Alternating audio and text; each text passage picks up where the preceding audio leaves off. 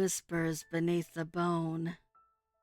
The narrow passage groaned under their footsteps, the stale air thick with the scent of damp earth and decay.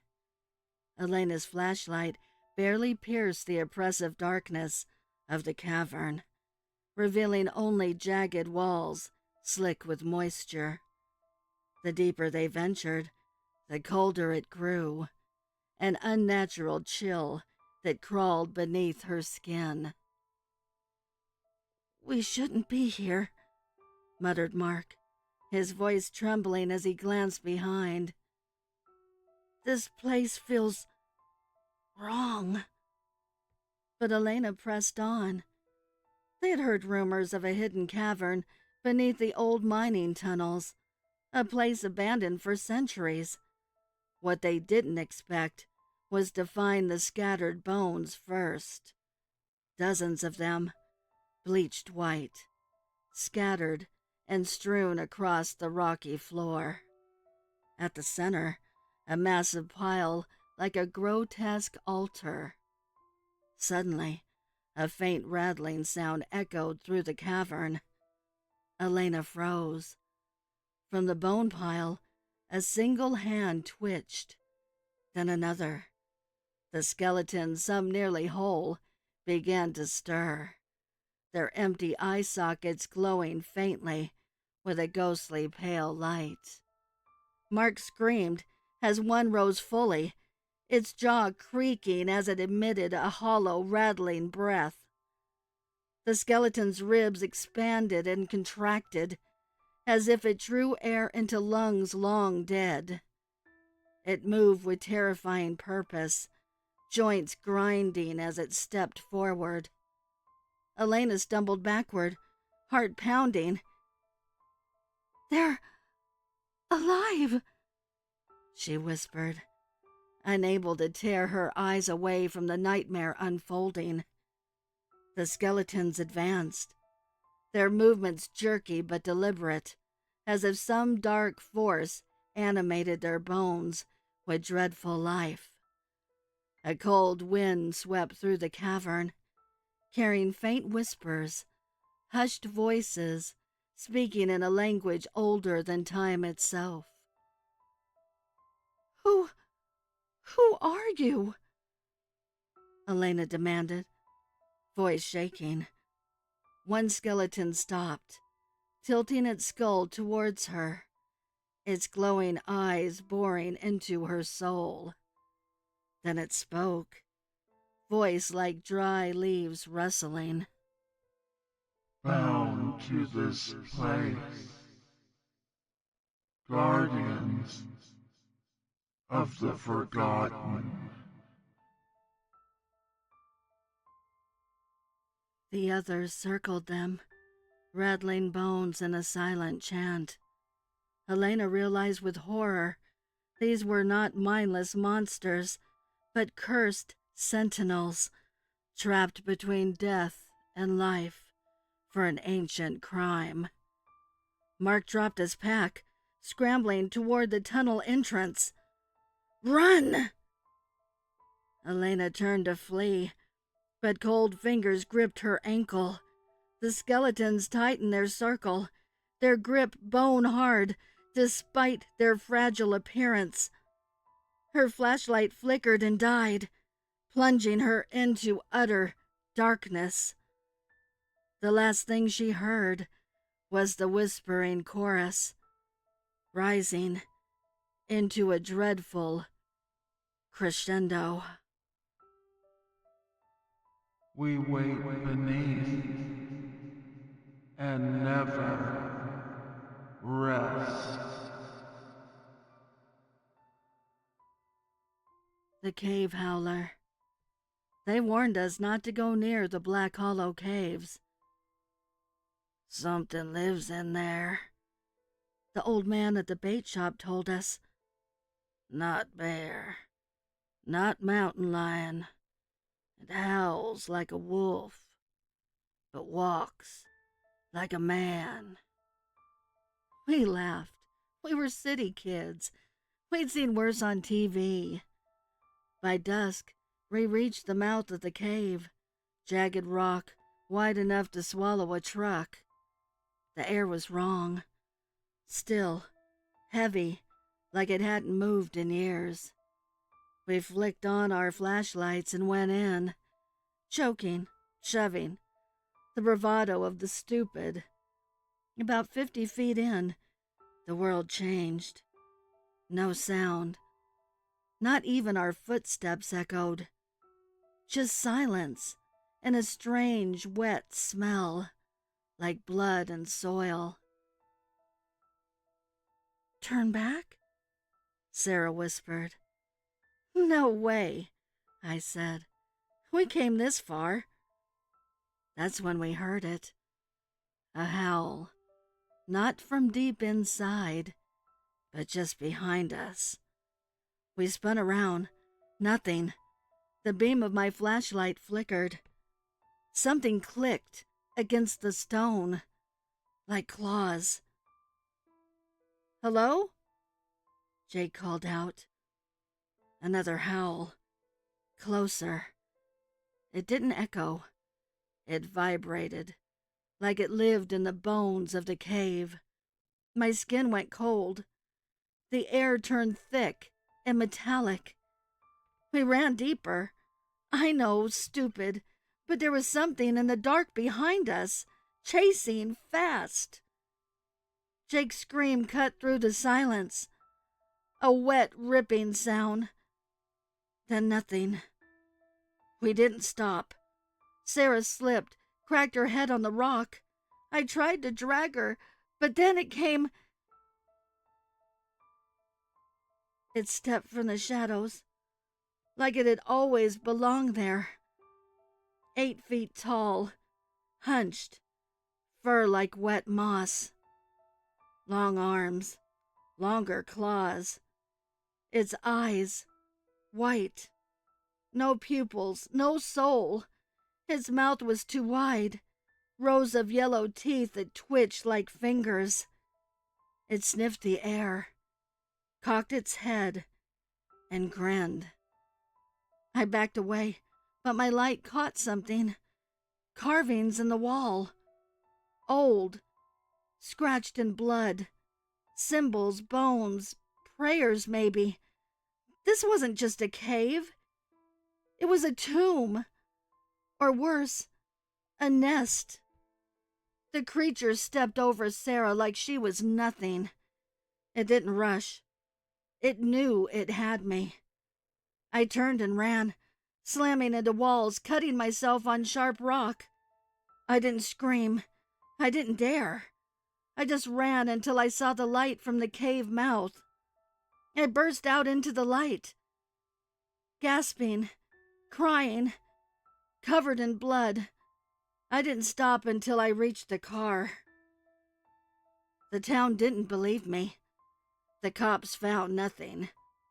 They said Jake and Sarah must have gotten lost. Mauled by a bear. Maybe.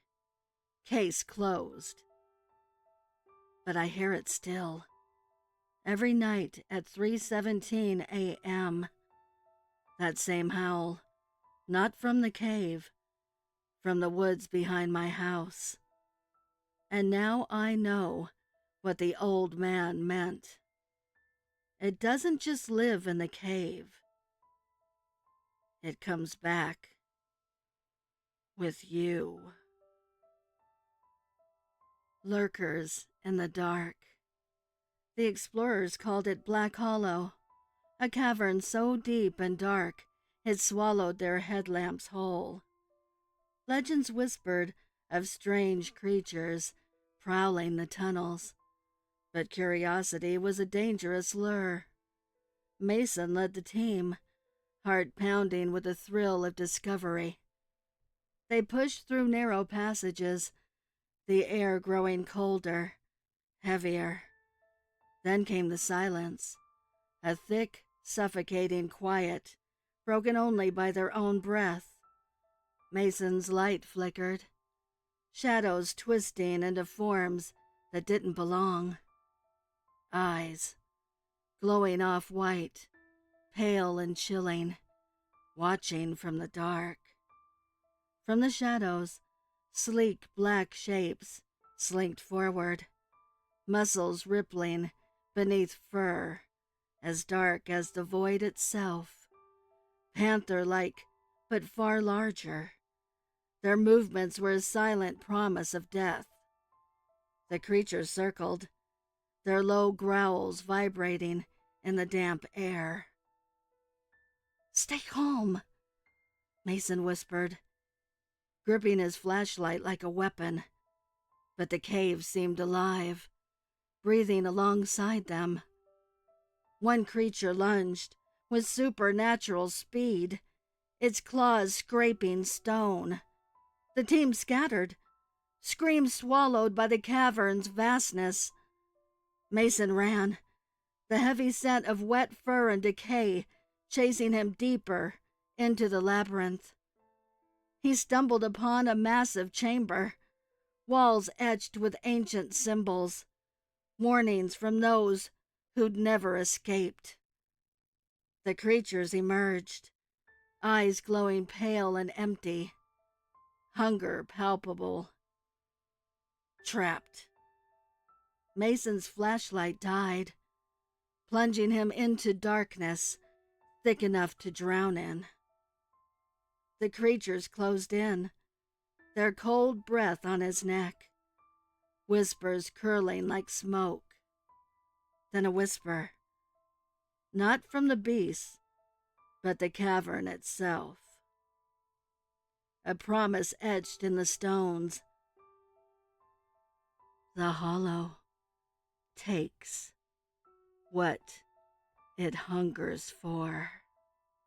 Mason's final scream echoed through the abyss before silence reclaimed the black hollow. The sisters below. We thought the cave was abandoned. No one had ventured that deep into Marrowstone Caverns in years. Locals said it breathed like a dying animal and swallowed sound. But our group of amateur spelunkers wanted darkness and danger. We got both. At about 600 feet down, the air turned thick, wet with something like decay. Our lights flickered. Mia joked about ghosts, but even she went quiet when we heard the chanting. Low, rhythmic, all female.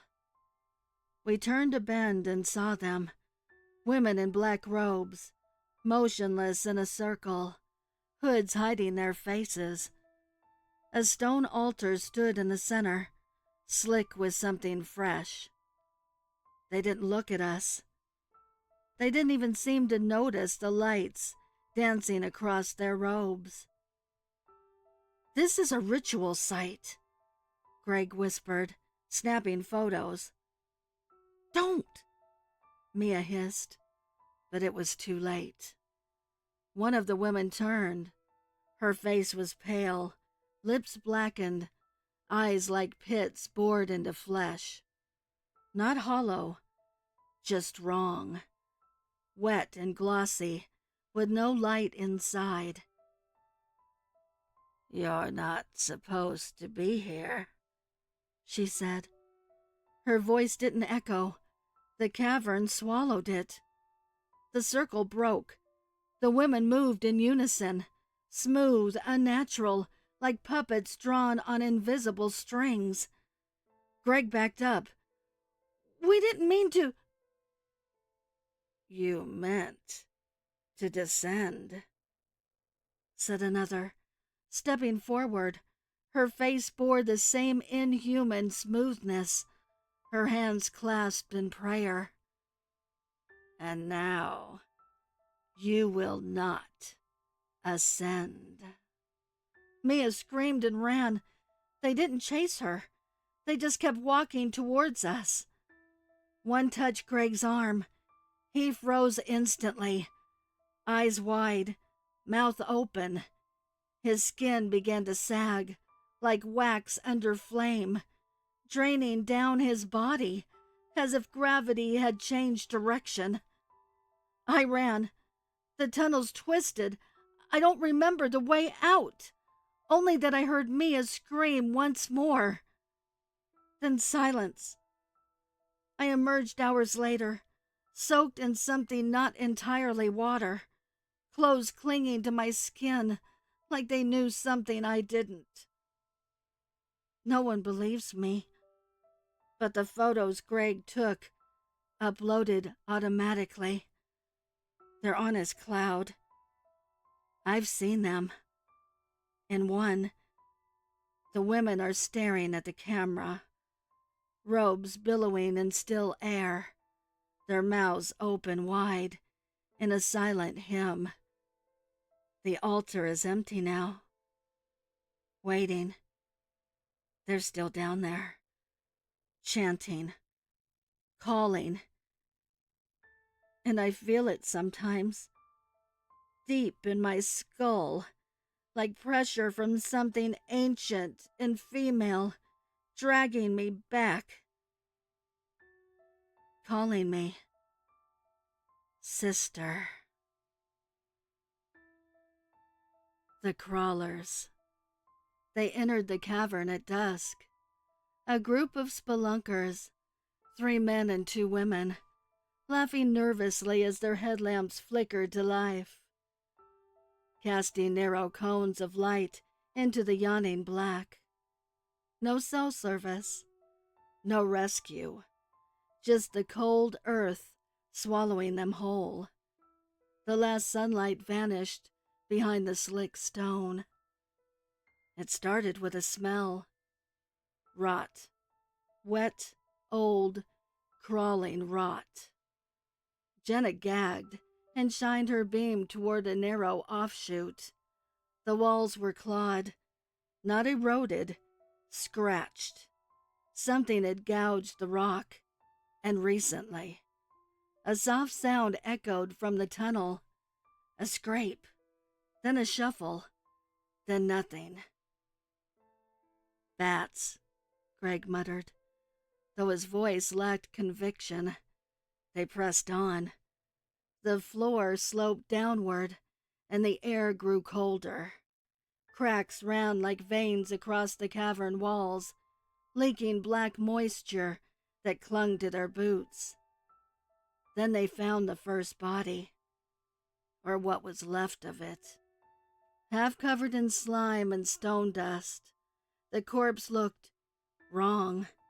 Limbs bent backward, jaw dislocated, its eyes wide and moving. Not with life, but with tiny things crawling within the sockets. No one spoke. No one breathed. Then it twitched. Panic splintered the group. Flashlights jerked in all directions. They stumbled back, right into a second body. This one grabbed. A filthy, broken hand latched onto Kyle's ankle. Bone jutted through shredded skin. Kyle screamed as more hands emerged from the cracks in the floor. The walls, dozens of them, skeletal and shriveled but moving. The dead were crawling. Not upright, not moaning. These things skittered like insects, bellies scraping the stone, heads twitching at every sound. Their teeth clacked like clicking pebbles. No groans, just the scrape of bone and torn flesh dragging through gravel. They didn't run. They swarmed. Jenna slipped on wet stone as Kyle was pulled screaming into the darkness, his light vanishing in seconds. Blood smeared the floor. Greg swung his pack, knocking one of the things back, but it grinned as its jaw cracked sideways, revealing rows of blackened teeth. "Back to the surface!" someone yelled, but the path was gone. Sealed, or worse, shifted. The walls looked different, tighter. Breathing? The cavern moved. One by one the lights dimmed, flickering as batteries died or were crushed beneath desperate hands. Jenna clung to a narrow ledge, her lamp the last glow in the dark. She could hear them crawling, thousands now, whispering across stone with dry, cracking limbs. Then her light went out, and in the black, the sound became unbearable. The scraping, the whispering, the slow, deliberate chewing. Somewhere in the dark, she began to scream. But the crawlers were patient, and the dark never ended. The eyes in the dark. They said the cave had no bottom. Locals called it the Hollow, a black maw carved into the side of Briar Ridge, choked with old legends, sacrifices, disappearances, things best left forgotten. But for Derek and his brother Matt, it was just another thrill. One last descent before Matt left for college. They rappelled down at dusk, the air growing colder with every foot. Flashlights flickered against the stone, revealing nothing but damp rock and skeletal tree roots, piercing through the ceiling like claws. By the time they hit the floor, night had swallowed the surface. The cavern stretched endlessly. Their lights barely pierced the gloom. "See that?" Matt asked, pausing. Derek followed his gaze. Eyes, a dozen at least, maybe more. Small, round, hovering just above the ground, glowing faintly golden, like embers in a dying fire. "Bats?" Derek offered, though he knew better. The eyes didn't blink. They didn't flinch from the light. They watched. They inched forward. "Let's head back," Matt said, unease rising in his voice. They turned, but the rope was gone. Not just the rope. The entire shaft above had disappeared, replaced by sheer stone. No breeze, no sound, just darkness and those damned eyes, now closer, multiplying. Dozens became hundreds, yellow, orange, green, some low to the ground, others high on unseen perches. Then came the first sound, a clicking, like claws on stone, rhythmic, many-legged. Something darted past Derek's leg. Then another brushed his arm, fast and cold. He swung his light wildly. One of the creatures froze in the beam, a thing like a fox, but wrong. Its limbs were too long, its mouth too wide, split across its face in a vertical grin. The eyes burned bright, pupilless. It screamed, high and metallic, and they all rushed forward. The brothers ran, twisting tunnels, jagged stone, screams that echoed from every direction. Derek heard Matt trip. Then silence. No scream, just the shuffle of paws and claws. Derek didn't look back. He found a crevice and squeezed in, heart hammering. His light sputtered and died, swallowed by the black. But the eyes remained. They stared from the dark, unmoving, surrounding him, watching, waiting. And then they blinked. One by one, every pair vanished, as if pulled into some deeper shadow. Silence returned, until a voice. Matt's voice. "Derek?" He almost cried out. Almost. But Matt's voice echoed. Wrong. Flat. Hollow. Like something wearing his brother's voice. Derek. It repeated. Closer now. He held his breath. The voice stopped just outside the crevice. Glowing eyes blinked open. Hundreds. And they were watching him. And they were smiling. The Cursed Aztec Caves by the Prowler. Rumors of a cave hidden up in the mountains of Mexico are circulating, claiming to contain ancient Aztec treasures. There have been reports of a few famed archaeologists who have disappeared trying to find this mysterious cave. These reports, along with the rumors of the treasure being of the occult variety, have piqued famed archaeologist Vincent Ravenscroft's interest. Mr. Ravenscroft and a small team of assistants have ventured into the Yucatan forest in search for their next great find, another piece of occult history to add to the museum's collection, and perhaps another article writing of his latest exploits. Mr. Ravenscroft has already had success in the hills of Mexico with his historic find of an ancient Aztec sacrificial chamber. Now he hopes lightning will strike twice.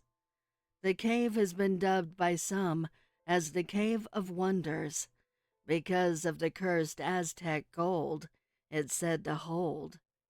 The locals, however, have a different name for the cave. They call it El Culo del Diablo, translated as the Devil's Anus. While it is true there is Aztec gold buried deep within the cave, and it is cursed, the explanation of why it's cursed is always mistaken. The locals' naming of the cave, however, reflects the true nature of the gold's curse. The gold is ancient Aztec relics and treasure stolen by the conquistadors. They didn't just steal the gold, however. They also massacred the Aztecs it belonged to. The gold was covered in Aztec blood, and just before his death, an Aztec priest placed a curse on the gold in the name of his ruler and all of their disrespected gods, making this curse Montezuma's true revenge. The conquistadors, after stealing the gold, became lost within the thick forest of the Yucatan, then were caught up in a violent storm. They soon after happened upon a cave where they found refuge. As they traversed deeper into the cave, however, they became lost within the tunnels and eventually starved to death. That is not the complete story, though, if you are to believe in such things. Some believe a survivor emerged from the cave, a lone conquistador by the name of Diego Hernan, is said to have escaped the cave with quite the tale. He claims it didn't take long for the supernatural to occur.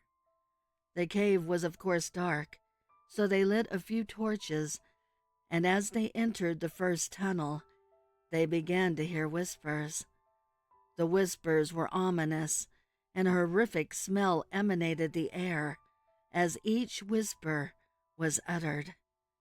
He said as they traveled deeper into the cave, the whispers became louder, and the smells became fouler. As they entered into the next tunnel is where the first supernatural attack occurred. The conquistador, at the head of the line, suddenly stopped and began to shout, "Please! God, no! Stop!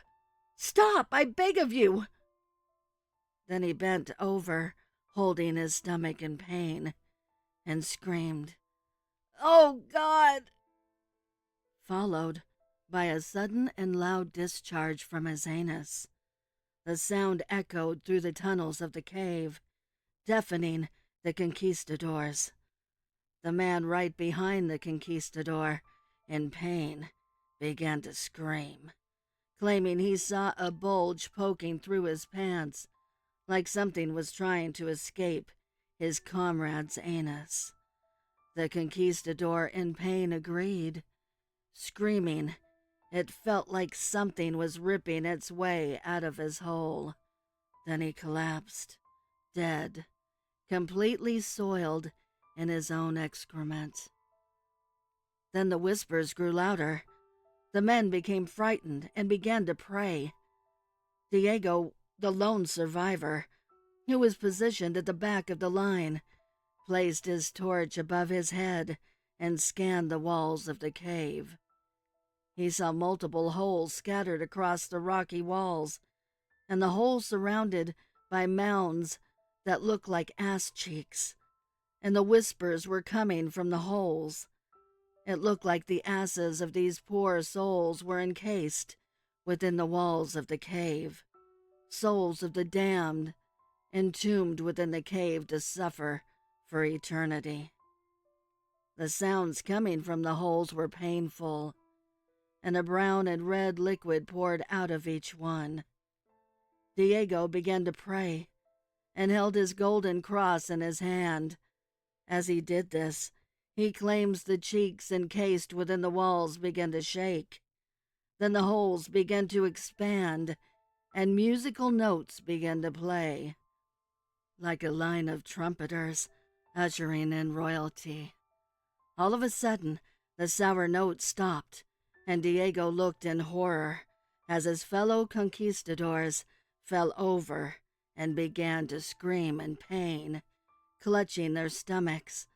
When Diego saw this, he turned and ran, and kept running until he reached the mouth of the cave, then back into the storm and into the forest, running till he reached the beaches, where he was picked up by a fishing boat, whom he told his unbelievable tale.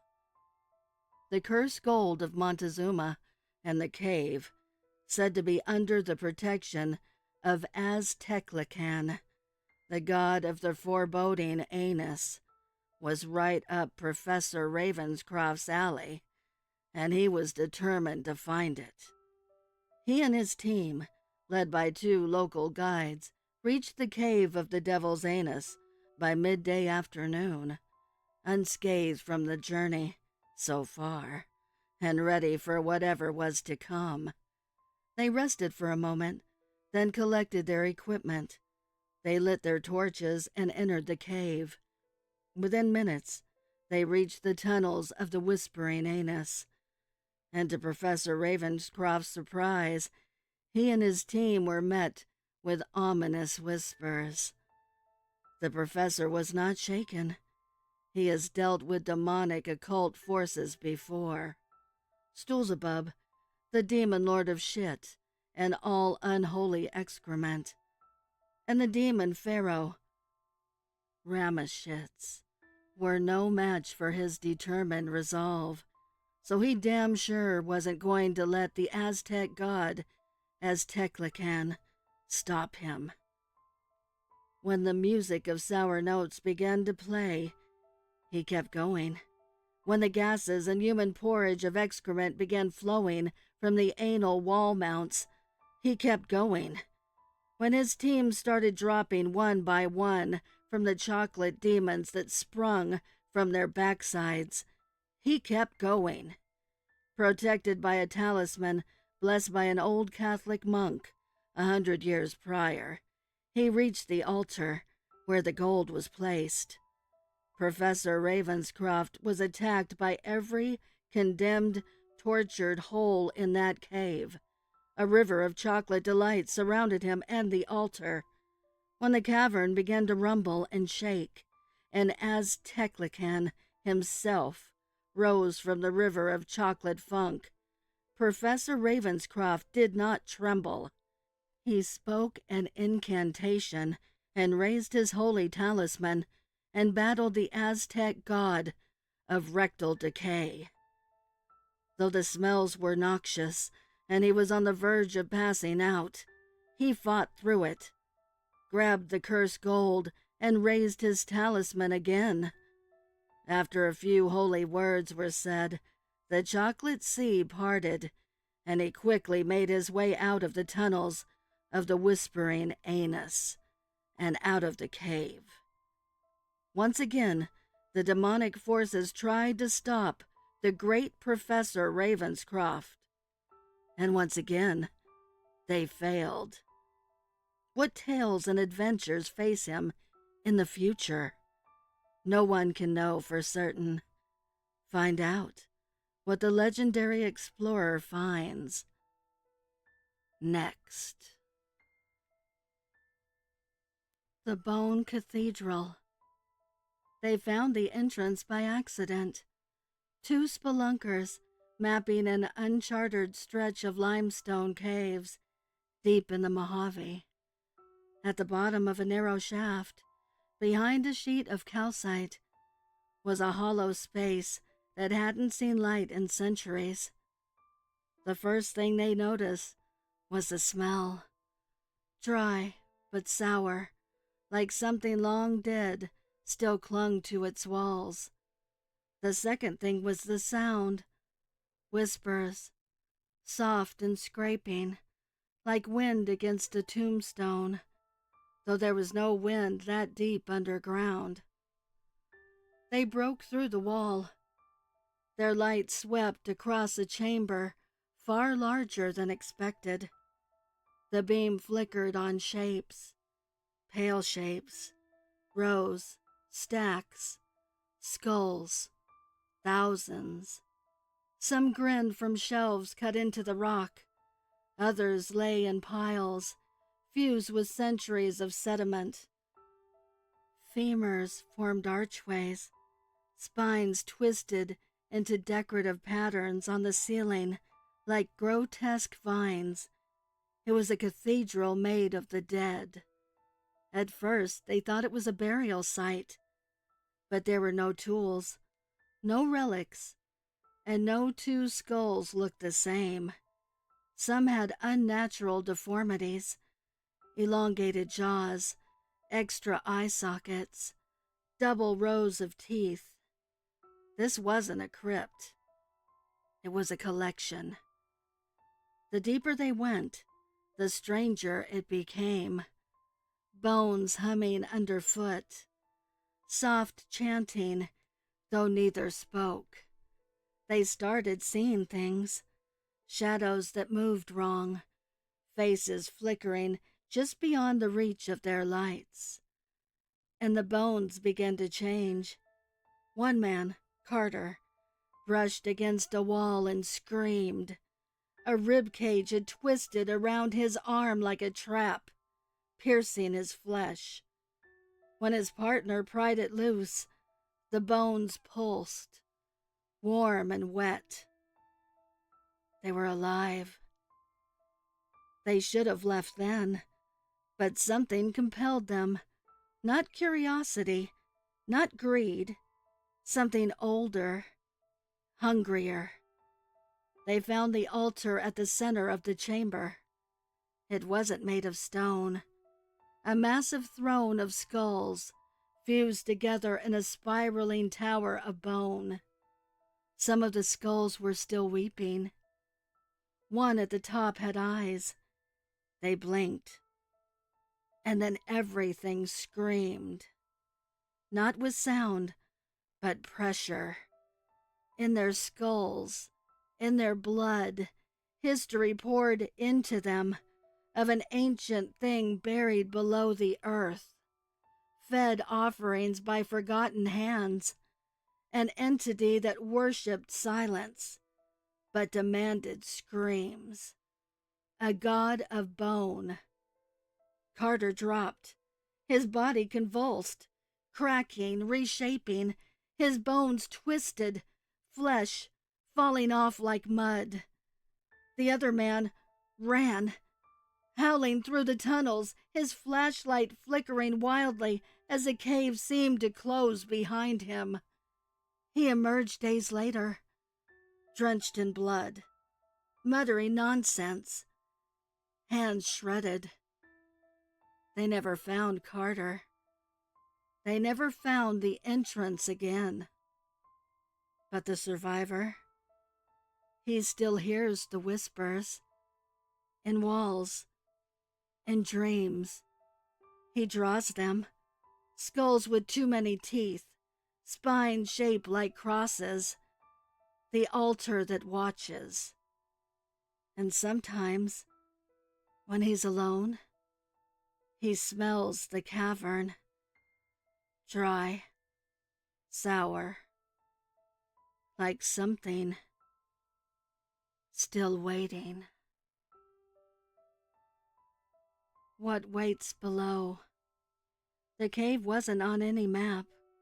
We found it by accident, cutting through a dead stretch of forest where even the crows didn't fly. Max slipped through a crack in a limestone wall, yelling something about weird symbols and stale air. The rest of us followed, thinking it was just another pit to explore, another place to drink and pretend we were braver than we were. But this place wasn't natural.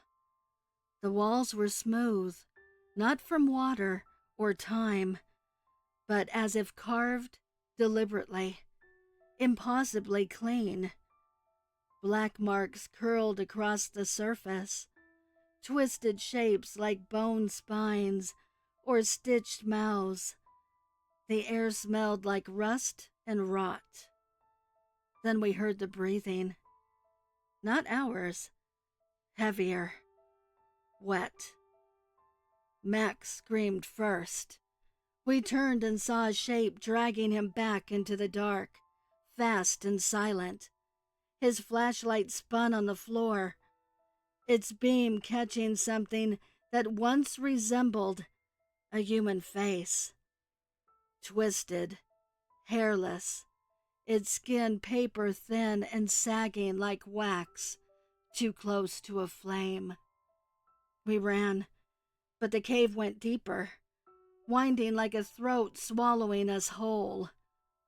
Somewhere along the way, Lena vanished. No sound, no struggle, just gone. We should have left, should have marked our way and gone back. But fear makes you dumb. Fear makes you forget logic and chase the last flicker of light. That's when we saw the others. Dozens of them, pale, hunched things, limbs too long, knees bending wrong, faces slack with wide, wet eyes that didn't blink. Their teeth were filed, not from biting, for sawing. Jack tried to speak, but one of them mimicked his voice perfectly. They whispered everything we said, every cry, every prayer, like they were tasting our words, trying them on. Then we found the chamber. Old bones were stacked in careful spirals, bleached and child-sized. A crude altar, smeared in something darker than blood.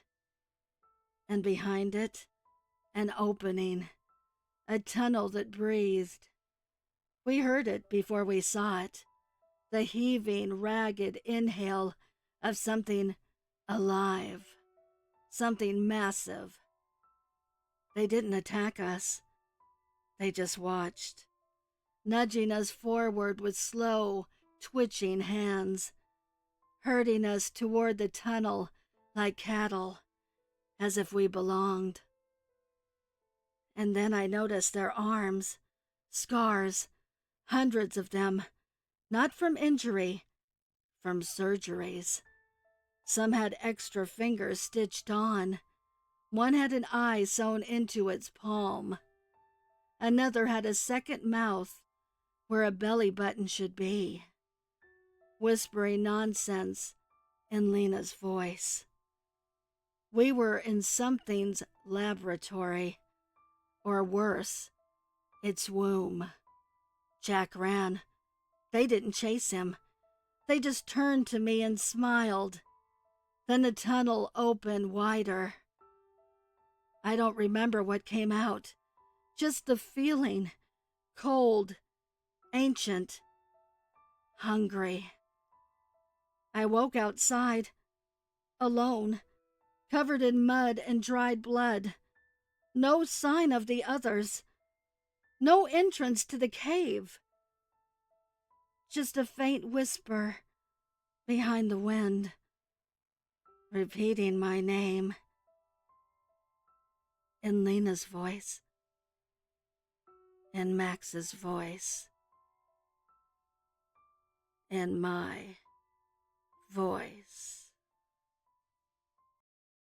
I would like to give a heartfelt thank you to the special friends of the channel for your overwhelming generosity. If you would like to support the channel, the link is below in the description. Also, please send me your stories and poems to duchessofdarkness27@gmail.com. You can also find me on Instagram at duchess.ofdarkness and Twitter at duchessofdarkn2. I want to thank all my listeners for your kindness, your encouragement, and your support. It means the world to me. Thank you for joining me. Until next time.